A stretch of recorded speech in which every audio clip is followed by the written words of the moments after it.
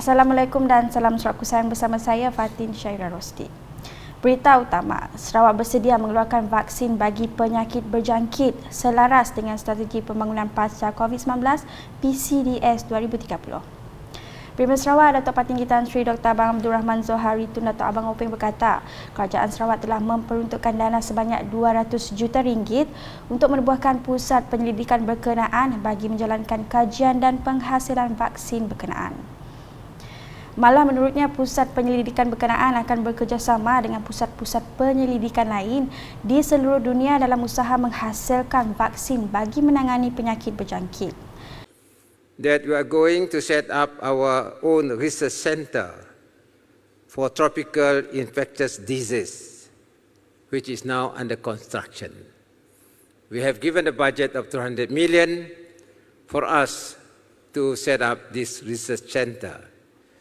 And I'm sure with the cooperation of other research centers throughout the world, we hope that one day maybe we can produce our own vaccine to face new diseases, pandemic diseases in the tropics. Actually, I just came back from Korea. I had a discussion with Samsung Biologics, and they are working with United States FDA, where they manufacture drugs for whatever diseases humankind are facing.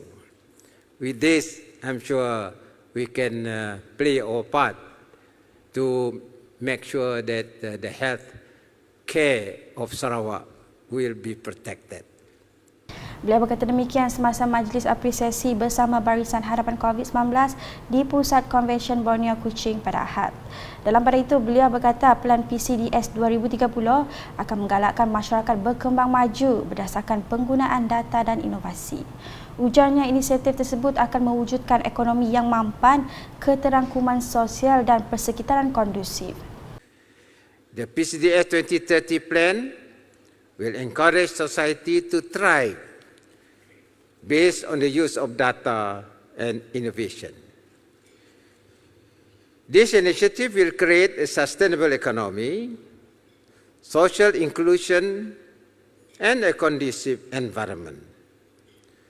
From an economic development point of view, the Sarawak government aims to double the economic capacity from 136 billion ringgit to 282 billion ringgit by 2030, with an increase of GDP growth between 6 to 8%.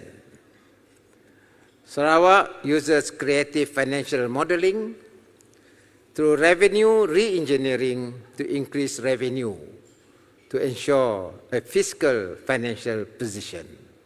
Sementara itu, beliau memberitahu Kerajaan Sarawak telah melaksanakan pelbagai inisiatif dengan menyediakan sokongan kewangan melalui bantuan khas Sarawak Kusayang BKSS bagi membantu rakyat yang terkesan dengan pandemik COVID-19. Turut hadir Timbalan Premier Sarawak yang juga pengurusi Jawatan Kuasa Pengurusan Bencana Negeri Sarawak, Datuk Ahmad Douglas Ugambas, Timbalan Premier Sarawak, Datuk Sri Profesor Dr. Sim Kui Hian, Menteri Industri Makanan, Komoditi dan Pembangunan Wilayah Sarawak, Datuk Sri Dr. Stephen Rudi Utom, Setiausaha Kerajaan Sarawak, Datuk Sri Muhammad Abu Bakar Marzuki, Timbalan Menteri Kesihatan II Malaysia, Datuk Argo Dagang, Ketua Pengarah Kesihatan Malaysia, Tan Sri Datuk Sri Dr. Nur Hisham Abdullah, serta tetamu jemputan yang lain. Terdahulu ketika berucap, Datuk Ahmad Douglas Ugah memberitahu iltizam dan pengorbanan petugas Barisan Hadapan dalam mengekang penularan wabak COVID-19 perlu dihargai oleh semua pihak. Menurutnya, mereka sanggup mempertaruhkan nyawa untuk memastikan wabak berbahaya itu terkawal sejak ia menular di seluruh dunia 2 tahun lepas. All frontliners continue to serve with excellence by risking their own personal safety. Later on, we show you in the our screen how they are serving all over Sarawak. There are many personal stories from frontliners missing their families, sleeping in the hospitals, going into the very interior.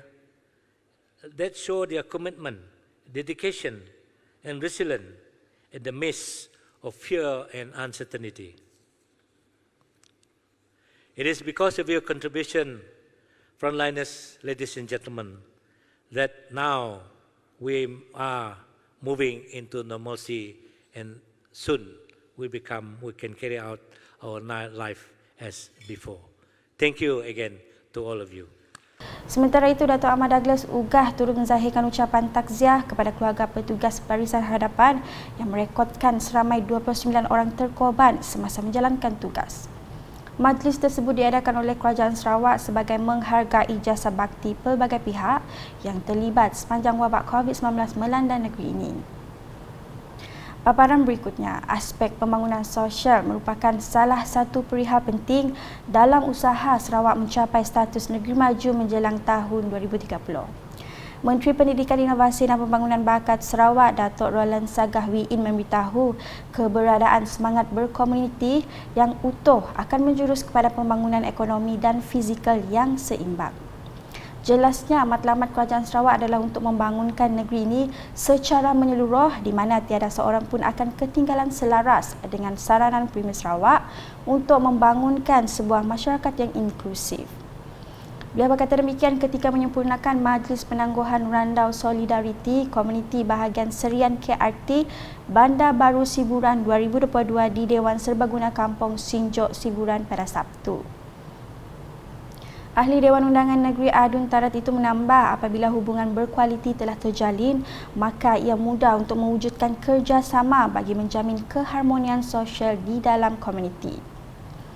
Dalam majlis tersebut, beliau berkesempatan menyampaikan cek projek kecil luar bandar MRP 2022 dan peruntukan khas Perdana Menteri berjumlah RM85,000 kepada 7 penerima yang terdiri daripada Jawatan Kuasa Kemajuan dan Keselamatan Kampung, Pertubuhan dan juga kelab. Di Kuala Rajang pula, program Jerayawara Project of Dream Realize Pro-DR merupakan inisiatif dalam memperkasa belia dengan pelbagai kemahiran. Ia merupakan anjuran Kerajaan Sarawak bersama Tabung Ekonomi Gagasan Anak Sarawak Tegas menerusi Tegas Community Innovative Learning TCIL serta kerjasama Jabatan Pendidikan Negeri Sarawak dan Pertubuhan Keselamatan Sosial Perkeso.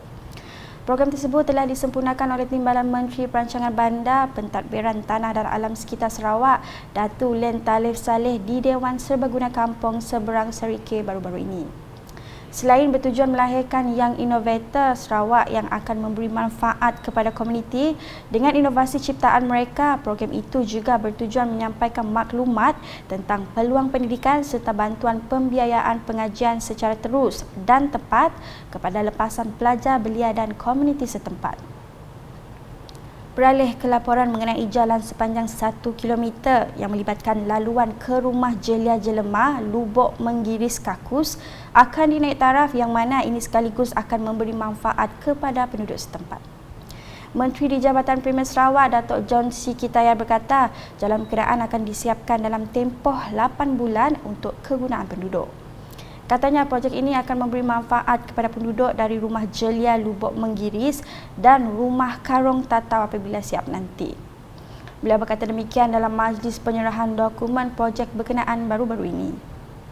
Datuk John Siki juga memberitahu projek ini dilakukan dengan menggunakan peruntukan dana Lembaga Kumpulan Wang Konsesi Hutan LWKKH tahun 2021. Manakala di Serumbu, umat Kristian di Kampung Kandis Baru Bau kini boleh melakukan aktiviti keagamaan dengan lebih selesa apabila Gereja Baru St. Thomas More siap sepenuhnya dan dirasmikan pada Ahad. Majlis Pembekatan Gereja St. Thomas More Kampung Kandis Baru telah disempurnakan oleh Uskup Agong Simon Poh Hong Seng dan disaksikan oleh Menteri Industri Makanan, Komoditi dan Pembangunan Wilayah Sarawak, Datuk Sri Dr. Stephen Undi Utom. Hadir bersama Timbalan Menteri Pengangkutan Sungai dan Laut Sarawak merangkap Ahli Dewan Undangan Negeri Adun Tasik Biru, Datuk Henry Heri Jenab, Adun Serumbu Miro Simo, Adun Tebeduk Dr. Simon Sinang Badar, Pengarah Unit Hal Ehwal Agama-Agama Lain Unifor Richard Lon dan Rektor Parish St. Stephen Bau Reverend Father Peter Liston. Pembinaan gereja baru tersebut telah dimulakan pada tahun 2017 dan mengambil masa selama 3 tahun untuk disiapkan dengan kos bernilai RM1.6 juta.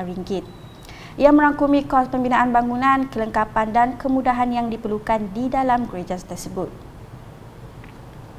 Sedikit berita sukan.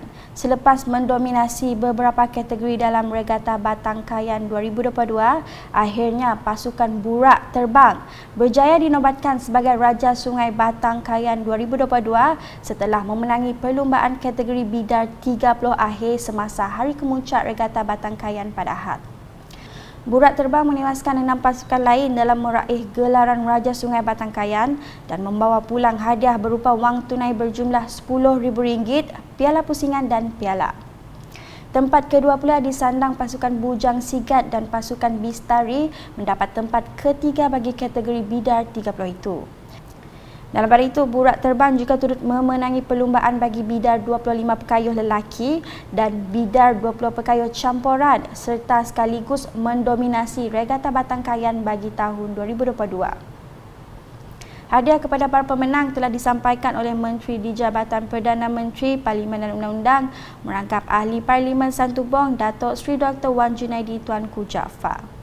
Turut hadir menyampaikan hadiah kepada pemenang ialah Ahli Dewan Undangan Negeri Adun Tanjung Datu Azizul Anwar Denan, Adun Opa Billy Sujang dan Pegawai Daerah Lundu merangkap Pengurusi Jawatan Kuasa Pengelola Pesta Regata Batangkayan 2022 Gustian Durrani.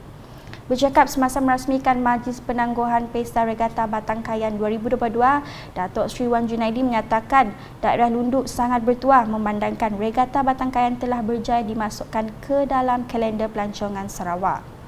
Katanya regata telah berevolusi menjadi sebuah sukan atau aktiviti untuk menarik pelancong di samping diadakan sebagai sebuah pertandingan. Sekian edisi Tengah Hari bersama saya, Fatin Syahira Rosti. Berita lebih lanjut boleh didapati di semua platform media sosial UKAS termasuk portal ukas.sarawak.gov.my dan UKAS Channel di YouTube. #menyebarfakta, salam UKAS.